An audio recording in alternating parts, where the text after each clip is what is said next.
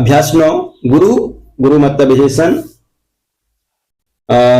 ये विशेषण के साथ में प्रयोग होगा। जैसे बोलते हैं गुरु, गुरुतर, गुरुतम, भारी और बड़ा जब विशेषण के रूप में प्रयोग करेंगे तो।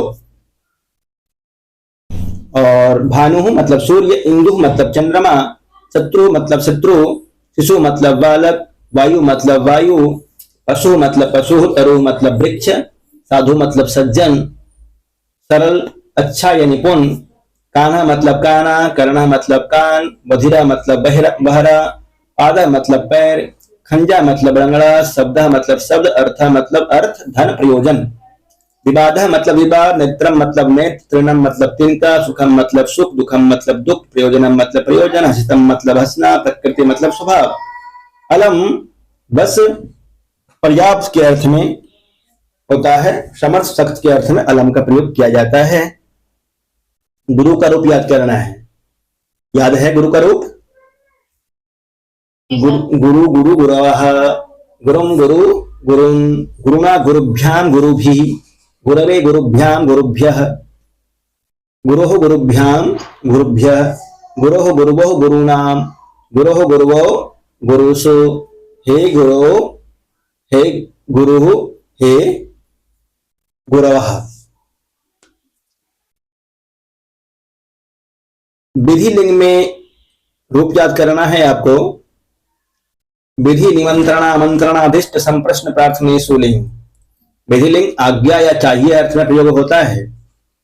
जैसे आपको पढ़ना चाहिए, आपको लिखना चाहिए, आपको खेलना चाहिए इत्यादि जब वाक्य बनाते हैं तब विधि लिंग का प्रयोग करते हैं। भवेत् भवेताम भवेयुः, भवेः भवेतम भवेत, भवेयम भवेव भवेम। विधि लिंग में कितने विसर्ग का प्रयोग हुआ है?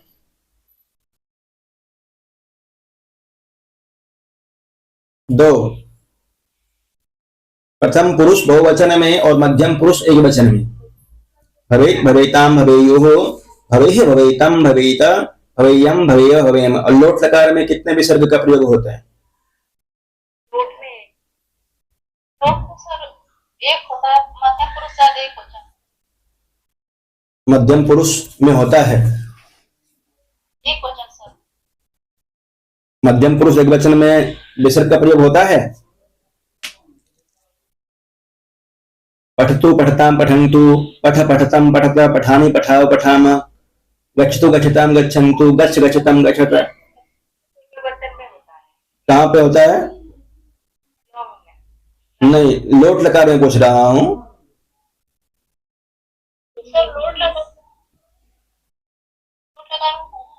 लोट लकार में प्रयोग नहीं होता है विसर्ग का। कारक कर्तृकरणयोः तृतीया, साधक प्रम करणम। क्रिया सिद्धि में जो अत्यंत सहायक होता है उसको करण कहते हैं। करण संज्ञा होती है उसकी, और करण संज्ञा में करण में तृतीया विभक्ति होती है। इससे पहले पढ़े हैं आप सयुक्त अप्रधानी, सह साकम स्वम सार्धम के साथ में तृतीया विभक्ति होती है। इसमें अप्रधान में जो प्रधान होता है। किम कार्यम अर्थ और प्रयोजन, चारों प्रयोजन अर्थ में हो तो के साथ तृतीया होती है। जैसे मुख्येन पुत्रेण किम कार्यम, को अर्थ किम प्रयोजनम। मुख्य पुत्र से क्या कार्य है, क्या प्रयोजन है। त्रीणेन अपि कार्यम भवति, इनके से भी कार्य होता है। समझे इससे क्या कहना चाहता है? किम शब्द है, कार्यम है, अर्थ और प्रयोजन, इन शब्दों का प्रयोग करते हैं तो तृतीया विभक्ति होगी। मूर्खेण पुत्रेण किम कार्यम, मूर्खेण पुत्रेण किम प्रयोजनम, त्रीणेन अपि कार्यम भवति। जो षष्ठी में एक सूत्र है कि जो सर्वनाम, अगर सर्वनाम के साथ निमित्त अलम बस मत के साथ तृतीया होती है। जैसे अलम मसितेना, अलम विवादेना, वहां पे अनुसुईया कहती है अलम पुष्पावचेना, पुष्प तोड़ना बंद करो, पर्याप्त है अब, मत तोड़ो। एनांग विकारः, येन अंग विकारः, ये न कहाँ का रूप है? तृतीया विभक्ति एक वचन। ये न अंग विकार, जिससे अंग में विकृत दिखाई दे उसमें तृतीया विभक्ति होती है। जिस अंग से कोई विकृत दिखाई दे उसमें तृतीया विभक्ति होती है। जैसे नेत्रेण काणः, आंख से काणा है। कर्णेन बधिरः, कान से बहरा है। पादेन खंजः इत्यादि। जिस अंग में विकार होगा उसमें तृतीया होगी। प्रकृत्यादिभ्यः उपसंख्यानम, प्रकृति अर्थात स्वभाव आदि क्रिया विशेषण शब्दों में तृतीया होती है। जैसे प्रकृत्या साधु,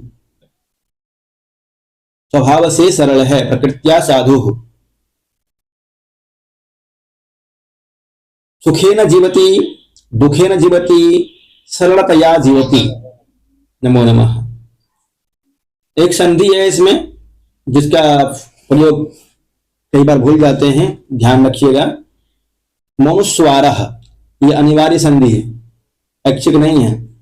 पदांत शब्द या धातु रूप के अंतिम म के बाद कोई हल होगा, कोई हल हो तो म को अनुस्वार हो जाता है। स्वर बाद में हो तो उसी तरह से रहेगा, म हलंत ही रहेगा। यदि बाद में व्यंजन आता है, व्यंजन मतलब कौन सा प्रत्याहार है व्यंजन में? हल प्रत्याहार, क ख ग अंग इत्यादि सभी व्यंजन हैं। यदि हलंत म के बाद व्यंजन आते हैं तो म अनुस्वार के रूप में परिवर्तित हो जाएगा। और यदि बाद में अच है अर्थात स्वर है तो म हलंत रहेगा, म के रूप में ही।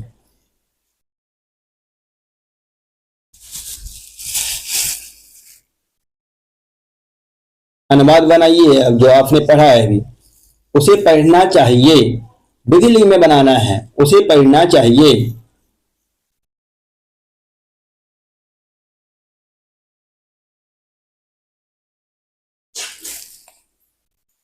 उसे पढ़ना चाहिए।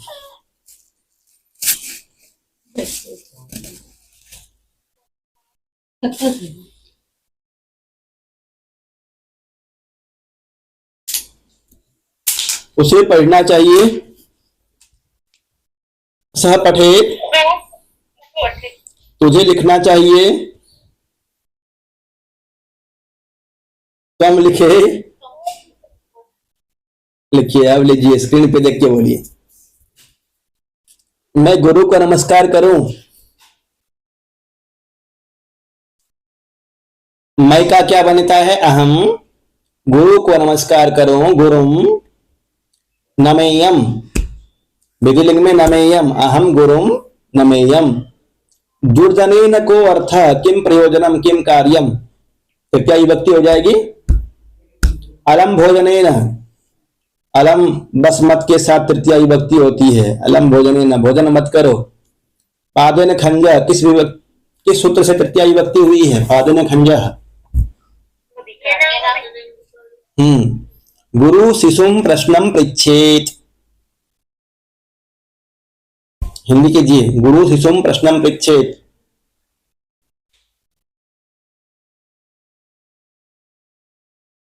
गुरु शिष्य से प्रश्न पूछे, जो कर्मक धातु है इसलिए यहां पर शिशुम बना है।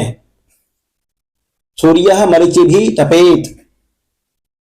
हिंदी कीजिए, सूर्य किरणों के द्वारा तपना चाहिए। सूर्य को किरणों के द्वारा तपाना चाहिए। इंदु सुधाम बरसेत, चंद्रमा अमृत को बरसाए या बरसाना चाहिए। भूपति ही शत्रुंजयेत, राजा शत्रुओं को जीते। राजा के द्वारा शत्रुओं को जीतना चाहिए। साधु पशु भी सचरेत, साधु पशु भी सचरेत, पशुओं के साथ में विचरण करे या विचरण करना चाहिए। तरुः फल नमेत, वृक्ष फलों के द्वारा झुके। सज्जना विद्या स नमेयुः, सज्जन विद्या के साथ में नमेयुः झुके, जैसे जैसे विद्या प्राप्ति हो उसके साथ में ही झुके। प्रकृत्या साधु, स्वभाव से सरल। अब बनाइए, आपकी बारी है। दुर्जन शिष्य से क्या लाभ?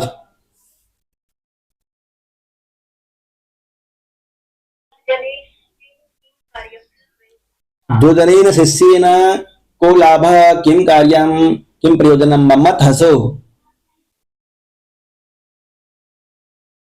अलम हसितेन मत खाओ। अलम खादितेन, शत्रु आंख से काना है। शत्रु अक्षना या शत्रु नेत्रेण काणः। शिशु कान का बहरा है। शिशु कर्णेन बधिरः, पशु पैर से लंगड़ा है। हाँ, पशु पादेन खंजा, गुरु स्वभाव से सज्जन है। गुरु प्रकृत्या सज्जनः साधु वा, गुरु प्रकृत्या साधु। वायु सुख से बहती है।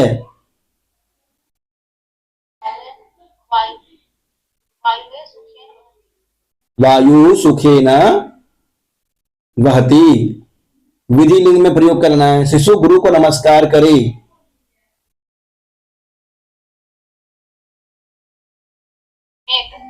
शिशु गुरुम नमेत। तू सूर्य को देख। पश्ये, पश्ये मध्यम पुरुष में। मैं चंद्रमा को देखूं।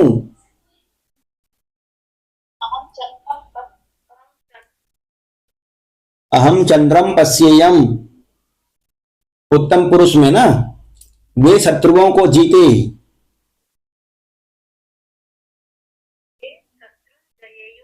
गुड। हवा बहे।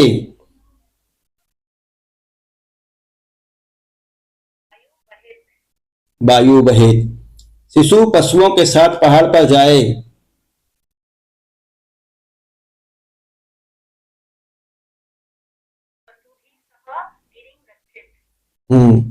साधु वृक्षों के पास बसे।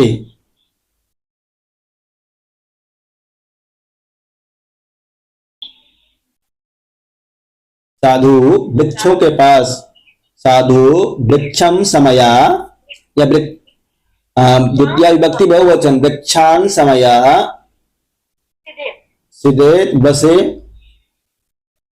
निवसेत। तू घर जा। गुड। मैं वृक्षों को देखूं। अहम वृक्षम पश्येयम, हम सूर्य को देखें। यम सूर्यम पश्येयम, पश्येव पश्येम। कृष्ण चावल पकाए।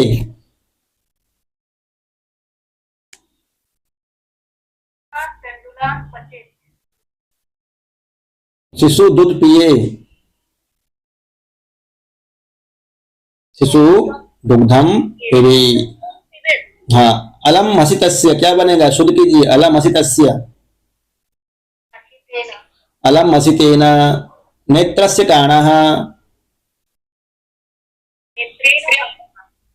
नेत्रेण काणः। ठीक। सुखात वहती, सुखेन वहती। गिरो गच्छेत, गिरिं गच्छेत। दुग्धम पिबेत। हाँ, अनुस्वार हो जाएगा ना। ये गिरो गच्छेत जो है, ये गिरिम गच्छेत किस सूत्र से होगा?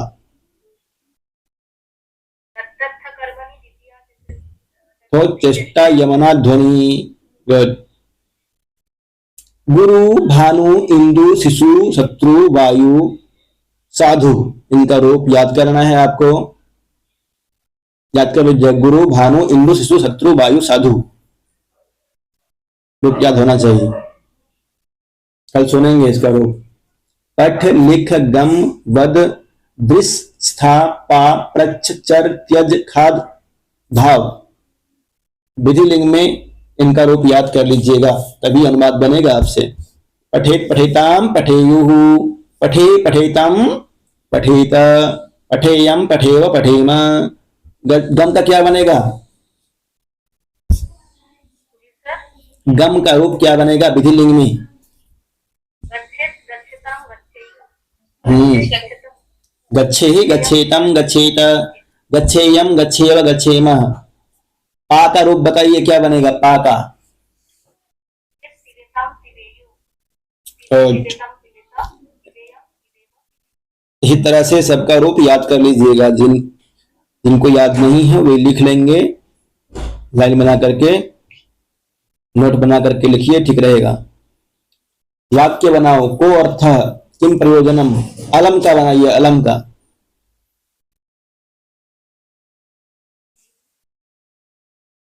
अलम हसितेन खंजः, विवादेन, खंजः,